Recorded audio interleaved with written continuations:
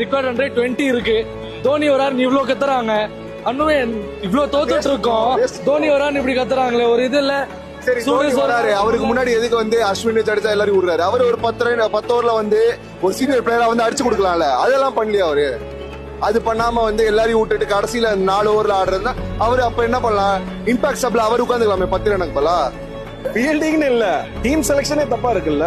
தீபக் கூடன்றவர்லாம் வந்து எல்லா வாட்டி கிளிக் ஆக மாட்டாருங்க. அவரெல்லாம் கிரிக்கெட் விட்டு எக்ஸ்பயர் ஆன பிளேயர். அவர் வந்து ஆக்ஷன்ல எப்படி எடுத்தாங்கன்னு புரியல. திரிபாதி எதுக்கு ஓப்பனிங் புரியல. எல்லாத்துக்கும் மாரி தோனி தோனின்னு கிரௌடு ஃபுல்லா தோனி தோனி தான் கத்துறாங்க. 13வது ஓவர்ல தோனி வந்திருக்கலாம். இது ஒரு மூவில அஜித் விஜய் படம் மாதிரி ஹைப் ஆயிடுச்சுல்ல. 13th ஓவர் தோனி வந்திருக்கலாம், வரமாட்டாரு. இவ்வளவு பேர் 15,000 பிளாக்ல உங்களுக்கும் தெரியும். 12,000 15,000 வரமாட்டாரு. 18th ஓவர் வருவாரு, ஒரு 20 பால் ஆடுவாரு. 20 பால்ல ஒரு 6 ஒரு 4. எல்லாருமே தலை பைத்தியமா இப்படியே தான் சுத்திட்டு இருக்கு. எவ்வளவு வருஷத்துக்கு இப்படியே தான் சுத்த போறோம்? வேஸ்ட்.